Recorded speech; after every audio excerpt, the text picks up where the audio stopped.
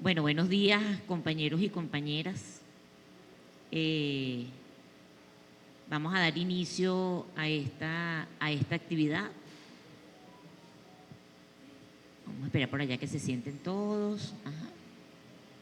Bueno, reciban todas y todos un saludo de parte del ministro de Educación para la universidad, el doctor Ricardo Sánchez, así como, bueno, un saludo también de parte del profesor Domingo Medina, presidente del Centro Internacional Miranda, quien es el organizador de esta actividad. Me acompaña en esta mesa,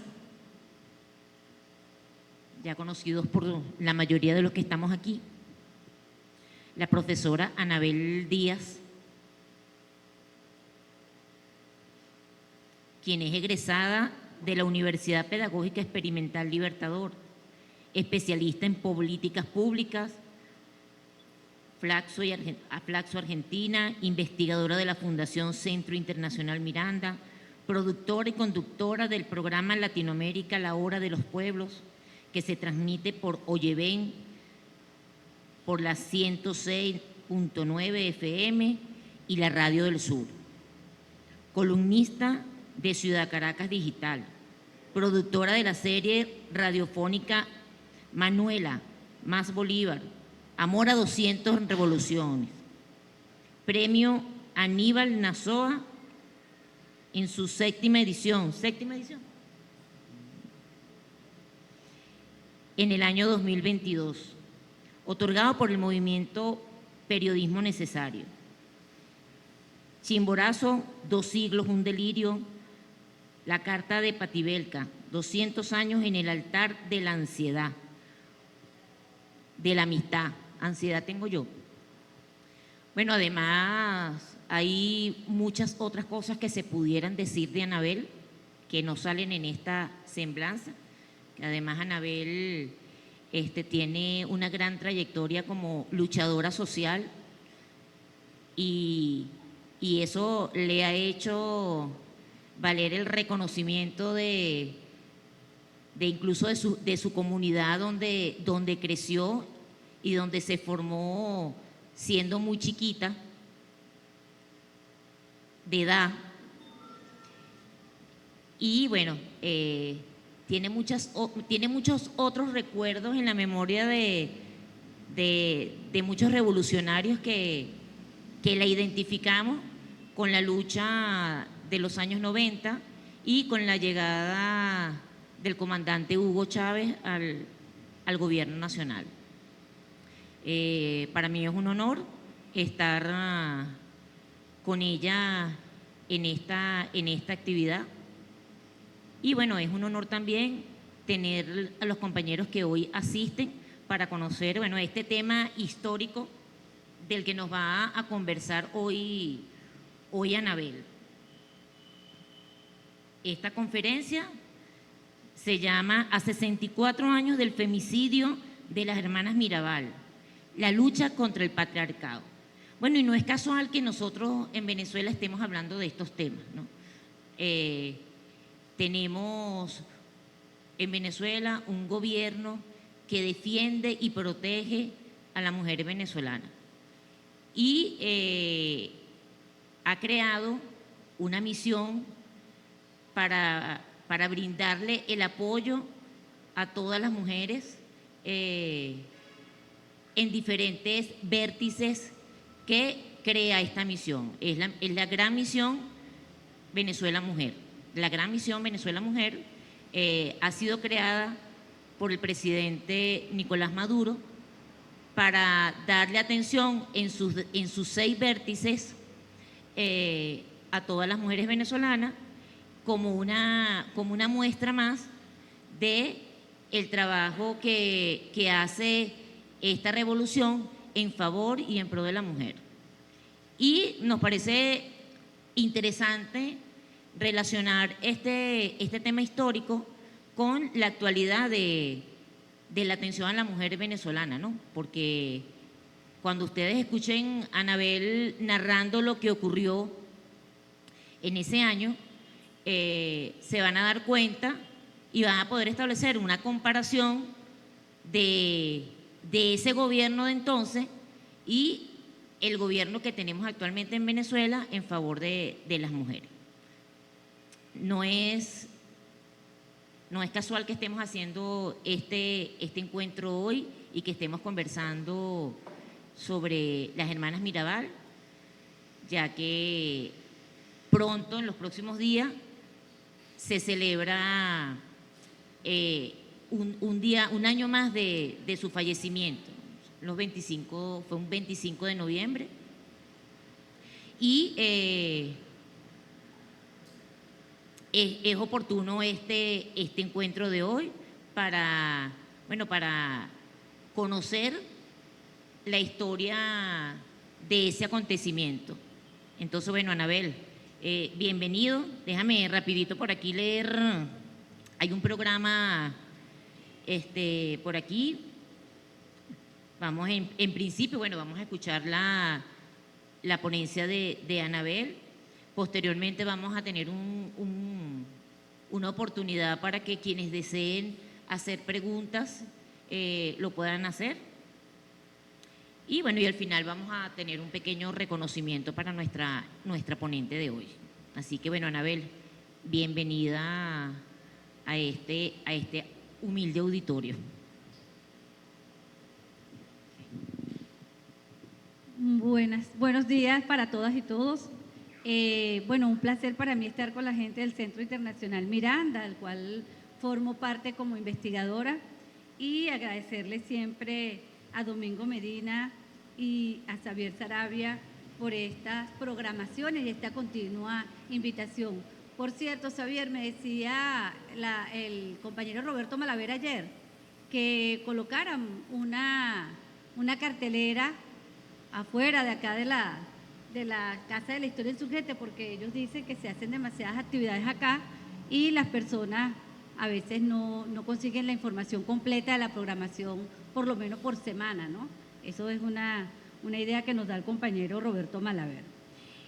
Agradecerle a Ana Cari, Isabel Lugo, conocida formalmente como Isabel Lugo, presidenta de la misión Sucre, una misión que nació para democratizar el derecho y el acceso a la educación universitaria en el país.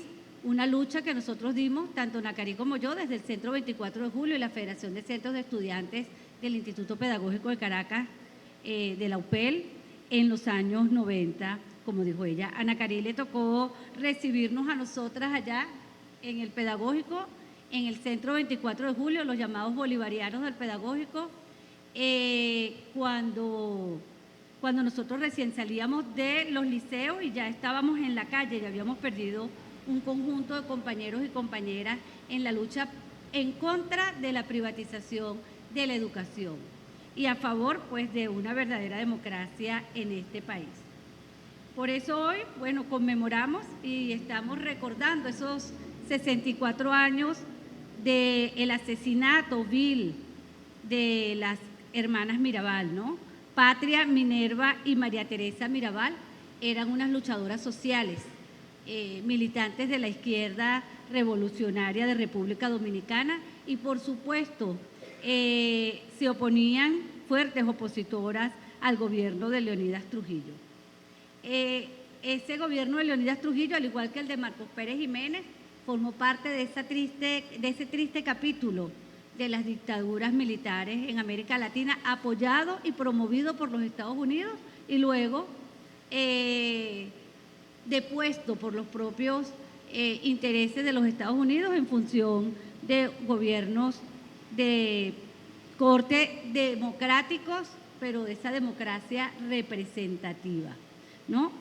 República Dominicana comparte esa parte de la historia con Venezuela y Justamente fueron los cuerpos encontrados el 25 de noviembre de 1960 en una zona boscosa de la región donde ellas vivían, esa región, y causó tal impacto en la comunidad dominicana el asesinato de estas 3 mujeres, 2 de ellas madres, esposas, por supuesto hijas, una muy joven, la última María Teresa de tan solo 25 años, profesionales y bueno, dedicadas a la causa de la revolución.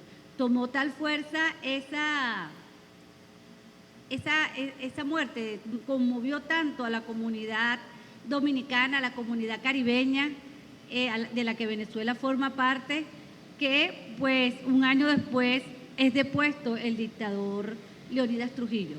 A veces de los acontecimientos más duros, y de eso sabe el pueblo venezolano, los pueblos toman fuerza para encaminarse hacia su liberación. Esto marcó un hito, el asesinato de estas 3 mujeres marcó un hito y además digamos que ellas fueron asesinadas por razones políticas, pero también por ser mujeres. O sea, se le suma al hecho de ser una activista política el hecho de ser mujer, porque para la extrema derecha las mujeres tienen vetado el derecho a participar políticamente, ¿no?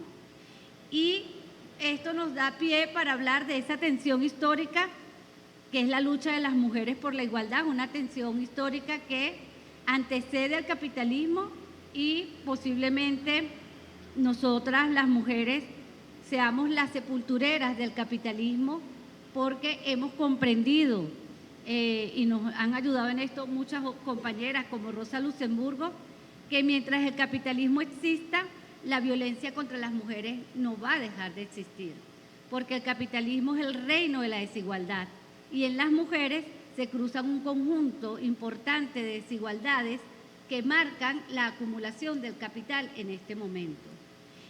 Por ejemplo, si no fuera por el trabajo llamado trabajo doméstico de las mujeres, los hombres no pudieran ser hiperexplotados por el capital transnacional. Si no fuera por la flexibilización laboral y que las mujeres están obligadas a tener jornadas laborales dobles, triples, ¿verdad? El capitalismo no pudiera haber acumulado las ingentes cantidades que ha acumulado y además mantener el orden que se ha establecido para eso. Entonces, mientras exista la desigualdad, va a existir la violencia contra la mujer. Y justamente Venezuela es un país que lleva la batuta en la lucha por la igualdad y el reconocimiento de las mujeres y por el derecho de las mujeres a una vida libre de toda forma de violencia.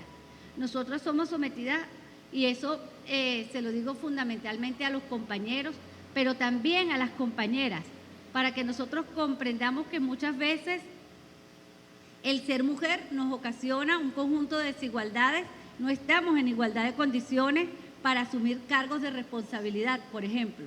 Muchas mujeres con muchísima capacidad no acceden a los cargos de dirección porque tienen el peso del hogar y deciden y proponen por encima de su realización profesional o de sus aportes que puedan hacerle a la patria la responsabilidad como madres, ¿verdad? Y a veces madres y padres de familia. Entonces, estas limitaciones que tenemos las mujeres persisten. Y mientras persista el capitalismo, van a persistir. Por eso decía que en América Latina, que ya en este nuevo proceso de recolonización, es decir, si alguien lo duda, recordemos los últimos movimientos del Comando Sur. Cuando hablamos de recolonización, no hablamos solamente a través de los votos de personajes como Milei, que ha llegado a la presidencia de la República de Argentina a través de los votos, sino que cuando los pueblos se cansen de estos gobiernos títeres, serviles, a los intereses estadounidenses, ya tienen la presencia militar del Comando Sur en sus territorios, como está hoy en Argentina, como acaba de permitirlo Dina Boluarte en Perú, como está Noboa, ¿verdad? Daniel Noboa, el presidente electo de Ecuador, está impulsando una reforma constitucional para que las bases militares estadounidenses puedan nuevamente establecerse en territorio ecuatoriano.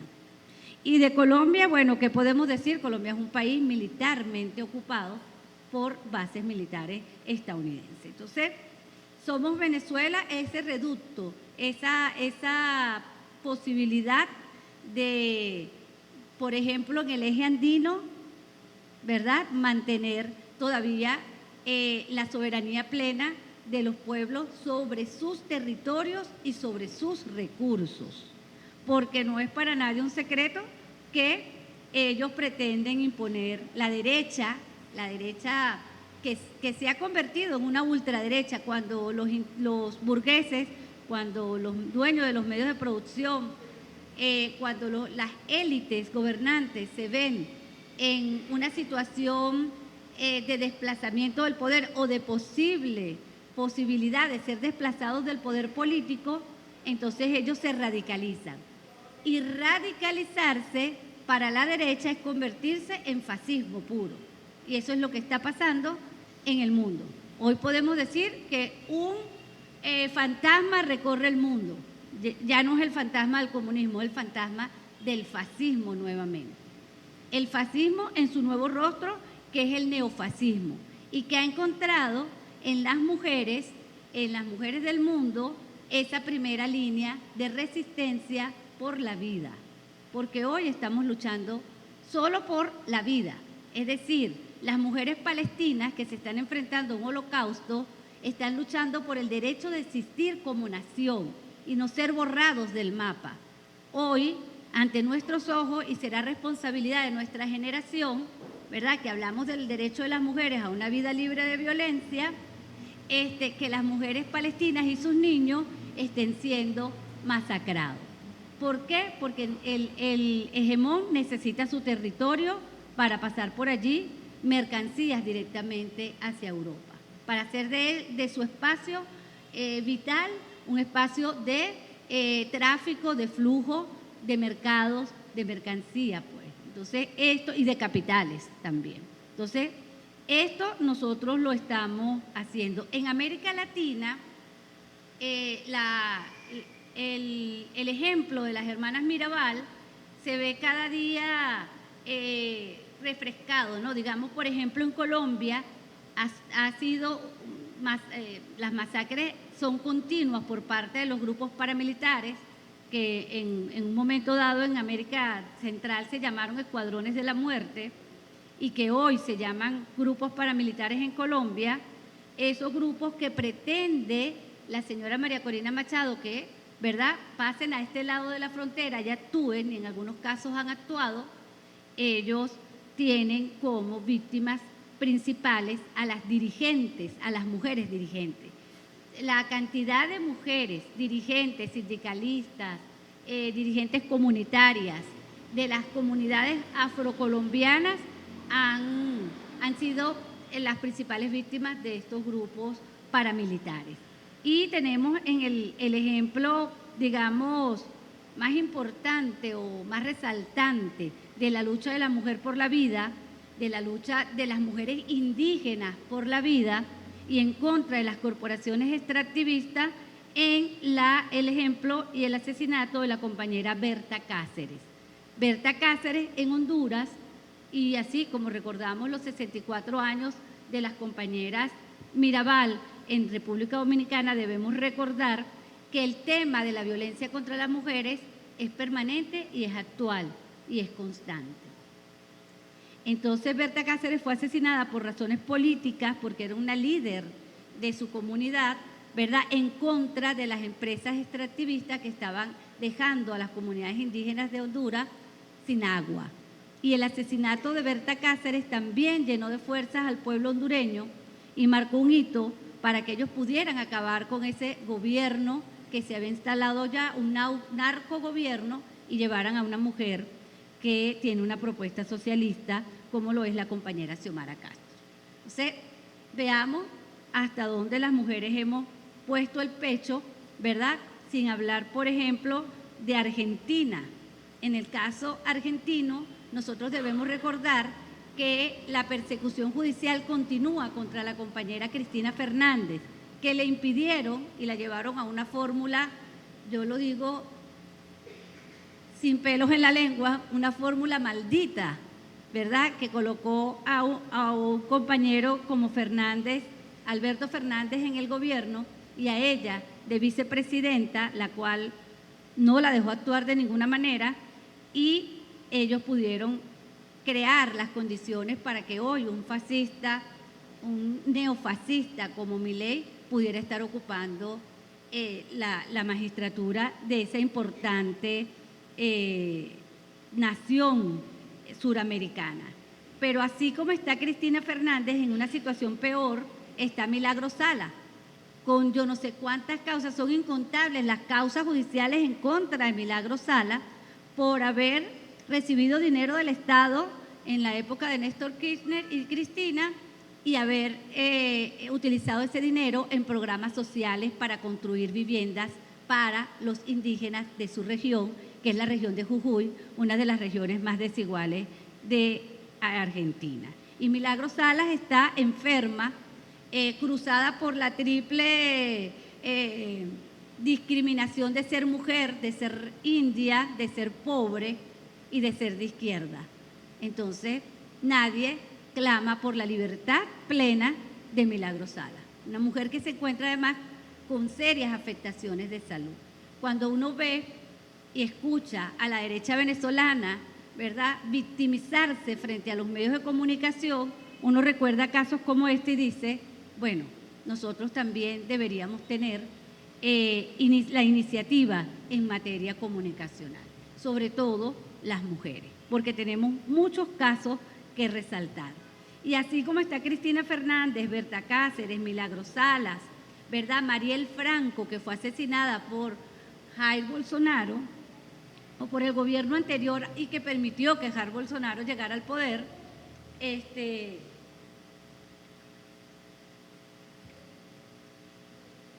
una dirigente del Partido Socialista de Brasil que, bueno, fue también brutalmente asesinada.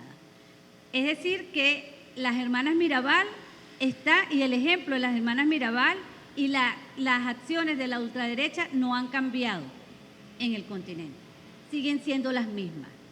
Silenciar, matar, asesinar a aquellas mujeres y a aquellos hombres también, ¿verdad?, que planten cara y que decidan pues que los pueblos deben ser soberanos, libres y ejercer eso que nosotros y que Bolívar nos decía, la soberanía plena sobre nuestros territorios y sobre nuestros recursos. Sobre todo en el caso de Venezuela, sobre nuestros ingentes recursos. Yo le decía en estos días a unos compañeros que, bueno, de los casi 45.000 muertos contabilizados en Palestina, en su mayoría mujeres y niños, es ya un holocausto de mujeres en el Medio Oriente y que además Israel pretende avanzar hacia la destrucción total y el exterminio de los pueblos árabes. Entonces estamos frente a un holocausto de los pueblos árabes y los pueblos musulmanes, en esa tensión histórica que nosotros y que se ha definido en el mundo como la tensión Oriente-Occidente. Por cosas como esa es que nosotros nos preguntamos, ¿verdad?, de qué lado del mundo estamos y dónde está la civilización, esa civilización occidental que se vanagloria de ser la última de la humanidad. Será la última de la humanidad y habrá acabado con la historia cuando acabe con todos y cada uno de los seres humanos que no son blancos, ¿verdad?, que no son europeos, que no son americanos y que no son propietarios de medios de producción. Entonces, las mujeres conformamos esa primera línea de resistencia y se evidenció, por ejemplo, durante la pandemia, donde un 70-80% de las enfermeras, ¿verdad?, eran mujeres o son mujeres y estuvieron allí en sus puestos de trabajo arriesgando su vida, arriesgando la vida de sus familiares para salvar a la humanidad.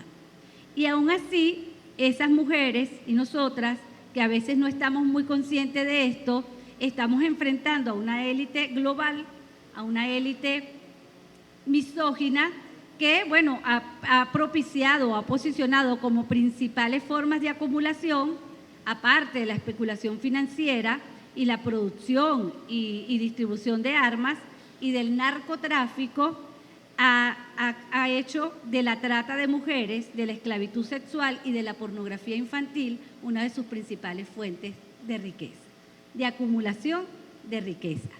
Entonces, no es poca cosa a la que nosotras, las mujeres venezolanas, nos estamos enfrentando. Viendo esto, fíjense, vandalizar a Venezuela, balcanizar a Venezuela con bandas paramilitares, como por ejemplo está sucediendo en Haití. Nadie sabe cuántos haitianos y cuántas haitianas han perdido la vida hoy, porque pareciera que Haití no es una causa de los pueblos de América Latina. Y es una causa silenciada por las grandes corporaciones comunicacionales. Entonces, debe estar esa élite globalista hoy sacando cuenta de cuántas mujeres debe exterminar en Venezuela para poder acabar con la revolución bolivariana. Y para ello utiliza no solamente el poder duro de las armas, y ya lo decía el flamante nuevo jefe del Departamento de Estado de Trump, bueno, agradecida de que se me haya olvidado su nombre, pero lo vamos a recordar a partir del próximo 20 de enero, ¿verdad? Él decía que, bueno, que ellos van a lograr la paz por la vía de la fuerza. Y lograr la paz por la vía de la fuerza es la paz de los cementerios. De eso estamos claros, todo eso es así como Obama nos declaró la guerra cuando hizo el decreto Obama. Esto es una nueva fase ya para invitar, incitar o poner sobre la mesa la guerra directa contra Venezuela y contra los pueblos latinoamericanos que, bueno, han dicho basta. Ellos necesitan revertir y han estado revirtiendo la década ganada que nos dejó Chávez, la década ganada que nos dejó Correa, la década ganada que nos dejó Kirchner, que nos dejó el propio Lula, que hoy pareciera desdecirse de eso, y ellos van a utilizar todas las formas que el poder les permite para destruir a la revolución bolivariana. Y aquí quiero hacer un alto porque nosotros hoy, el pueblo venezolano y fundamentalmente sus mujeres, nos enfrentamos a una nueva arremetida de cara al 10 de enero del 2025. El día de ayer, el señor Biden dice que reconoce a González Urrutia como ganador de las elecciones en Venezuela. Es decir, una nueva reedición del gobierno paralelo. Esperamos ver la reacción de Donald Trump el 20 de enero, ¿verdad? A ver a quién va a reconocer él. Sin embargo, nosotros ya hemos evidenciado, y no estamos hablando de futuros planes, sino de planes que están en desarrollo, con, por ejemplo, los ataques terroristas a la industria petrolera venezolana. Ya ellos lograron un primer objetivo. Ese primer objetivo, que hubiese sido un cambio trascendental para Venezuela y para los BRIC, que era el ingreso pleno de Venezuela a los BRIC, que movería la balanza energética a favor del bloque y en contra del hegemón, ellos lograron frenar eso. Ahora necesitan terminar de destruir a PDVSA. Y por eso los ataques que nosotros hemos visto con granadas en los campos gasíferos de Monagas, ¿verdad? Lo que hemos vivido en Paraguaná y en otros lugares del país. Entonces debemos estar muy atentos y sobre todo la atención a las mujeres, porque somos nosotros el blanco predilecto del fascismo. Acaba de ocurrir un brote fascista después de las elecciones 29, 28, 29, 30 y 31 de julio, donde dos compañeras perdieron salvajemente la vida, ¿verdad? La compañera de El Callao, que fue apuñalada por su vecino adolescente, y además se le enterró una estaca en el corazón. Como digamos, bueno, ustedes son unos vampiros. Y la compañera del Estado Aragua, que recibió una cantidad de disparos en su cuerpo que le ocasionaron la muerte. Entonces, dos mujeres que son, digamos, una muestra clara de lo que yo les estoy diciendo. Vienen por nosotras, vienen por las mujeres, y las mujeres no podemos y no estamos acostumbradas, las mujeres venezolanas, a minorarnos, a asustarnos, a callarnos y a quedarnos encerradas en la casa. Solo que de esta fuerza bruta, ellos la están combinando con acciones suaves o blandas, operaciones psicológicas que han logrado penetrar en la psiquis, digamos, con la guerra cognitiva de los jóvenes hijos de madres chavistas. Así, entiéndase y léase. El objetivo de la campaña diseñada para las redes sociales no fueron los jóvenes clase media como fue en el 2014-2017. Los contenidos fueron milimétricamente diseñados para que los jóvenes de los sectores populares, hijos de padres chavistas, fuesen los que actuaran en contra de sus propios familiares. Me estoy explicando. Es decir, no ha sido casual que los brotes de violencia, ¿verdad?, neofascista, y que los comanditos ellos los hayan instalado en La Vega, en Catia, ¿verdad?, en Caricuao y en estos lugares, en el Valle, donde se sintieron fuertemente las acciones de estos grupos. Fue algo premeditado en las redes con eso que ellos llaman las estrategias blandas de manipulación y con el escenario y las estrategias duras de los comanditos con los grupos armados en esos territorios. Además, aprovechándose, usando, instrumentalizando a la delincuencia organizada, la cual han armado. Nosotros terminamos la 79 Asamblea General de la ONU y allí hablaron prácticamente todos los países, todos los jefes de Estado de los países del Caribe, que como muchos hablan en inglés y en francés, nadie, incluso los medios de comunicación, poco reseñan lo que ellos dijeron. Pero hay una alarma importante que nosotros debemos considerar en lo que todos estos compañeros dijeron. Ellos señalaron y hicieron un llamado muy fuerte a los Estados Unidos para que dejara de traficar armas hacia sus países que terminaban en manos de los grupos delincuenciales. Eso lo venimos denunciando desde hace un año atrás, o más de un año atrás, cuando veíamos que iba a explotar la situación de Haití.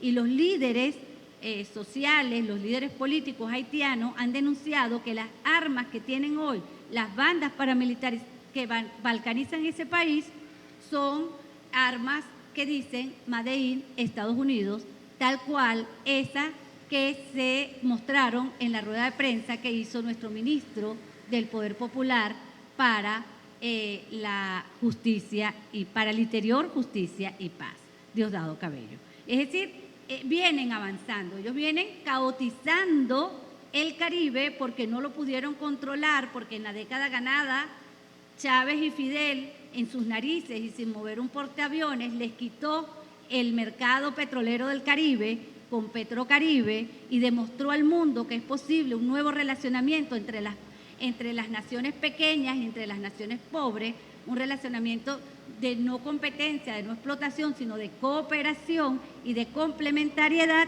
y ese ejemplo ellos tienen que borrarlo. Pero además necesitan reposicionar nuevamente las ganancias de las empresas petroleras norteamericanas en el Caribe, porque ese era su mercado natural con el petróleo que ellos consideraban que era de ellos, que es el petróleo venezolano.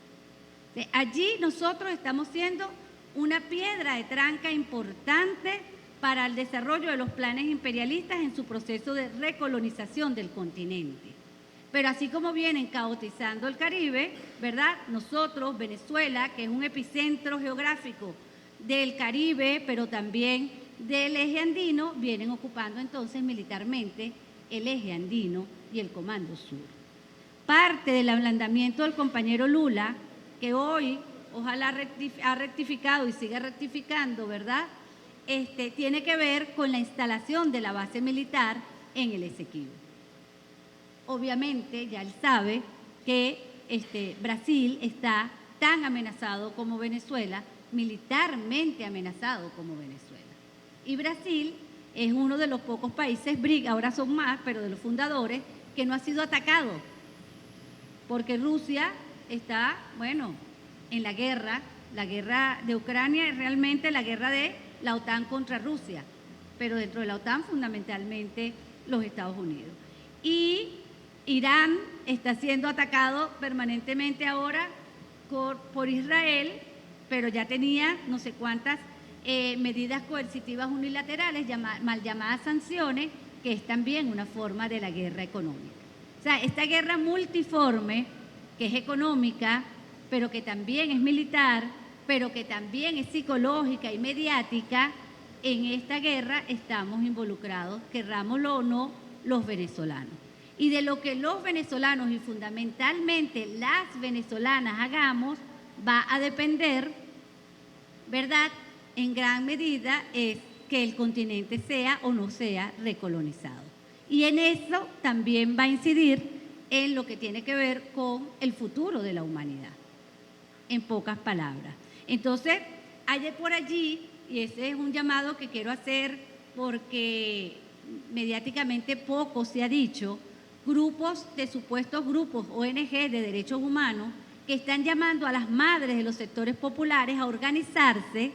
Acaban de ser liberados 200 y tantos jóvenes, porque no todos son adolescentes, muchos son jóvenes, ¿verdad?, que participaron en las acciones terroristas del 28, 29, 30 y 31 de julio.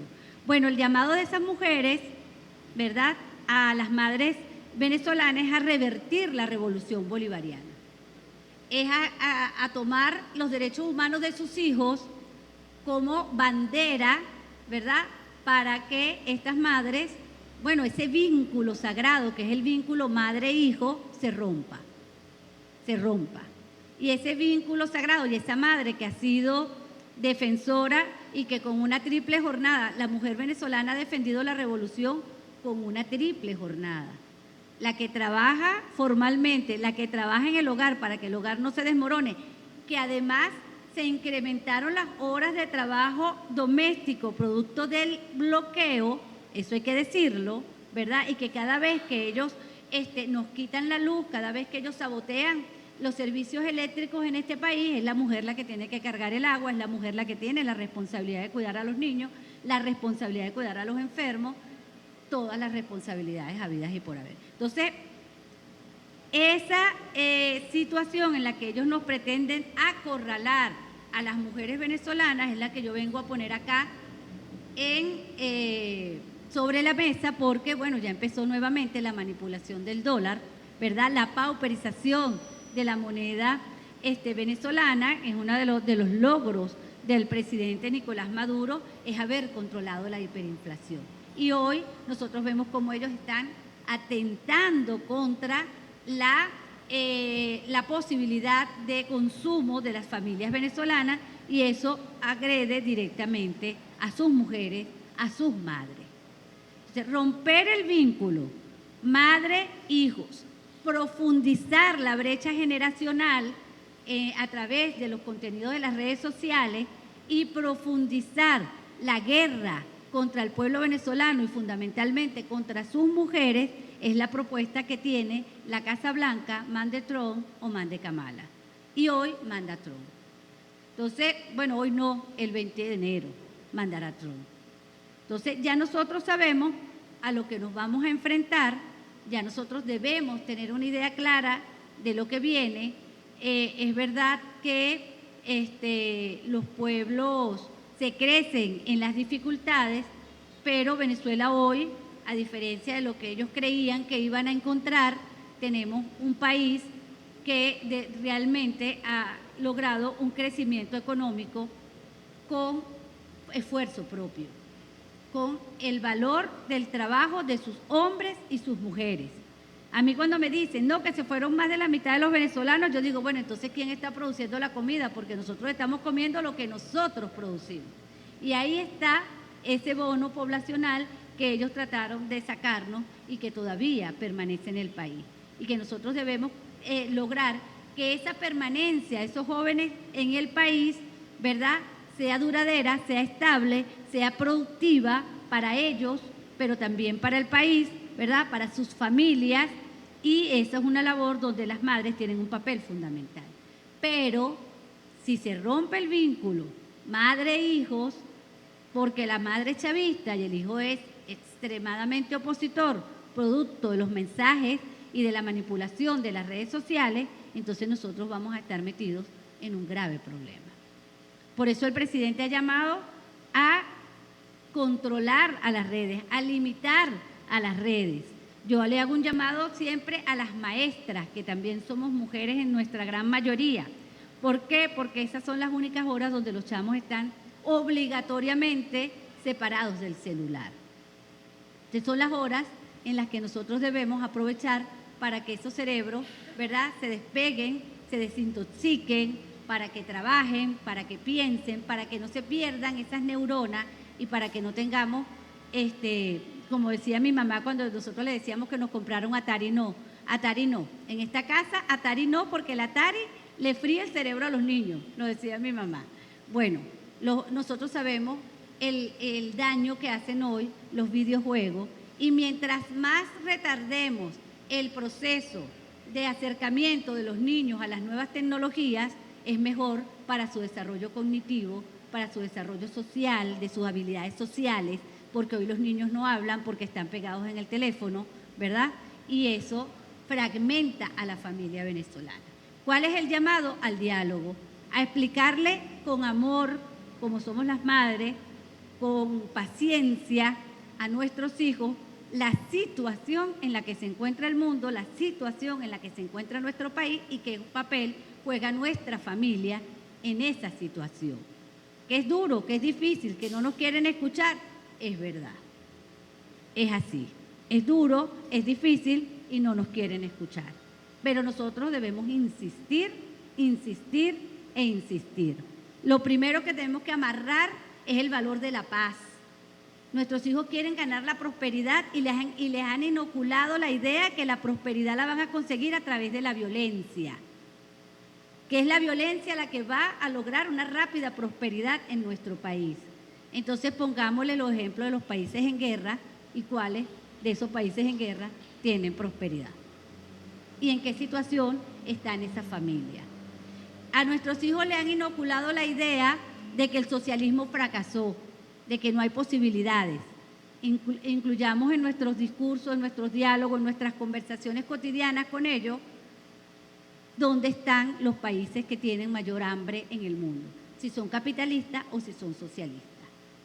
Y si el socialismo fracasó, porque tenemos que bloquearlo, ¿verdad? Porque si el fracaso fuera por sí mismo, bueno, fracasó, pero porque a cada país que se dice socialista, entonces lo bloqueamos. Cada país que incluso sin decirse socialista, solamente se dice soberano, lo bloqueamos. Entonces, ¿cuáles son las medidas que ellos piden por esto? Y a la vez nos han convencido a la opinión pública internacional, mas no lograron convencer al pueblo venezolano. Y el triunfo del compañero Nicolás Maduro lo demostró el 28 de julio por más de 1,5 millones de votos. Ellos han convencido a la opinión pública internacional interesada, porque nosotros sabemos que la opinión es interesada. Yo creo lo que me interesa, lo que comparten mis principios, que bueno, que la revolución bolivariana perdió las elecciones. Si eso fuese así, ¿dónde están los votos protestando en la calle, como protestábamos cuando Caldera realmente se robó las elecciones? Aquí no hubo un día de paz en el gobierno de Rafael Caldera. Y yo lo digo en primera persona porque estaba en la calle tirando piedras. Es decir, nadie me lo contó. Yo lo viví. Y los que lo vivimos sabemos que cuando este pueblo vota por una opción y esa opción no es respetada, no hay legitimidad. Y si en algún país de la región hay legitimidad, es en Venezuela. Hoy hay un apagón de 72 horas y la gente no sale a vandalizar. Los hombres no salen a violar mujeres como en Miami, solo con 12 horas de apagón. No, aquí la gente se queda en su casa y acata a la autoridad por la vía del acato pacífico de la autoridad. Esa es la legitimidad. Y esa es la legitimidad la que goza el pueblo venezolano. Nosotros no tenemos que demostrarle ni actas ni cuentas a nadie que no sea venezolano. Porque somos nosotros Los que hemos decidido y hemos pagado desde el 2014 hasta acá, con 10 años de bloqueo, ¿verdad? Que en muchos momentos de nuestras vidas, los que no conocíamos el hambre, ¿verdad? Este pueblo, lo conocimos, nos tocó la puerta. Bueno, nosotros hemos pagado con esa decisión el derecho a que nos permitan y nos respeten nuestra autodeterminación. 10 años de resistencia a un bloqueo inhumano, a medidas coercitivas que son, ante los organismos internacionales, demostrados crímenes de lesa humanidad, castigos colectivos contra los pueblos que resisten a las políticas coloniales, neocoloniales e imperiales del mundo. Entonces, pues somos los venezolanos los que tenemos y las venezolanas la moral suficiente para decir: sí, vamos a trabajar por una vida libre de violencia de las mujeres, estamos trabajando por una vida libre de violencia contra las mujeres, y hay muchos todavía gazapos, hay muchos retrocesos en estos derechos de las mujeres debido al bloqueo. Hay muchas mujeres que tienen ahora no solamente la triple condición de trabajar en su casa, en la calle, en el trabajo formal y en la comunidad, sino también pues obligadas a ganarnos el pan en varias, ¿verdad?, con varios empleos, porque uno no nos alcanza para vivir. Entonces, esa flexibilización forzada que el gobierno y la revolución bolivariana debemos buscar los caminos, y debemos ser las mujeres, ¿verdad?, las primeras en hacer propuestas viables para buscar los caminos para restablecer la posibilidad de una vida libre de toda forma de violencia contra nuestras mujeres. Muchas gracias.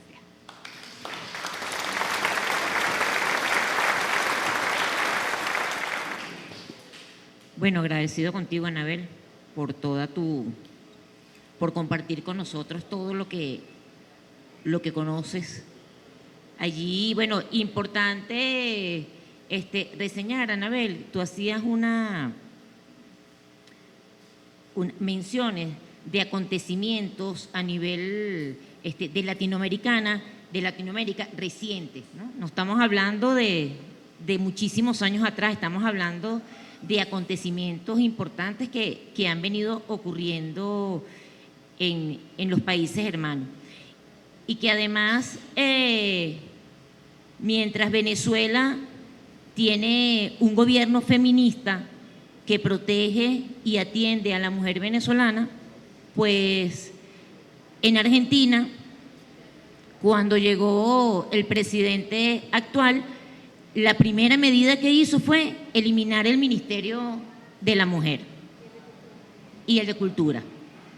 Temas que, por supuesto, no le interesan a él en su gobierno. Bueno, agradecido entonces, quería hacer mención, Anabel, que el 25 de noviembre se celebra el Día Internacional de la Lucha contra la Violencia a la Mujer, desde el año 81. Bueno, nosotros con este tema de la violencia de la mujer, creo que en Venezuela todavía hay bastante que trabajar, ¿okay? Recientemente hemos escuchado y hemos sabido de la pérdida de algunas mujeres a mano de sus parejas, ¿no? Así que todavía hay bastante que trabajar con el tema de la sensibilización y la reflexión contra la violencia hacia la mujer. Por aquí nos están llegando, gracias Natacha, nos están llegando por aquí unas preguntas.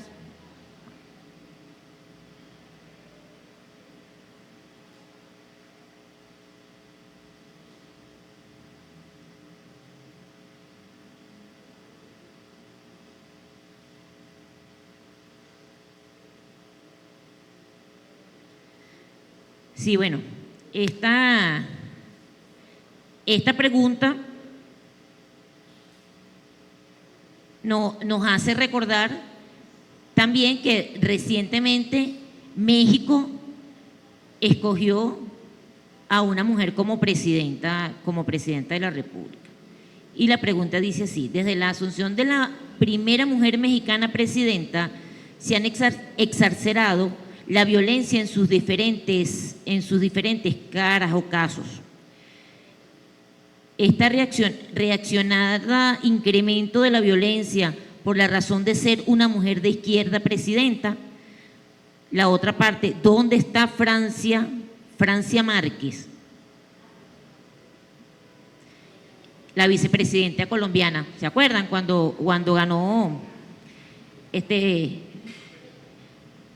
Petro? No está, dice después otro interrogante aquí, ¿está invisibilizada? Vamos, Anabel, a ver qué puedes allí. Y aquí hay otra pregunta, Anabel, te la voy a hacer de una vez para que tú... Dice, el caso de Milagros Salas, que actualmente está presa, ¿cuál fue la posición de los Fernández en este caso como presidente? Y en cuanto a la seguridad de los campos gasíferos y petroleros, ¿dónde están los cuerpos militares en general? ¿Será saboteo? No hay cámaras por ningún lado.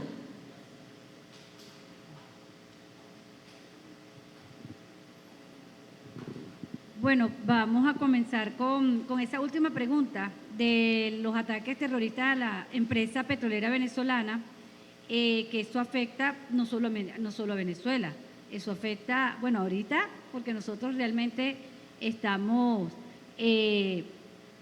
exportando poco petróleo a los países del Caribe, pero también afecta fundamentalmente a Cuba, uno de nuestros principales receptores, que pues atraviesa una grave crisis eléctrica, ¿no? Hay 11 detenidos en la rueda de prensa de nuestra vicepresidenta Delcy Rodríguez, ya lo dijo, hay 11 detenidos por complicidad interna en estos casos de violencia y de atentados terroristas contra la empresa petrolera venezolana.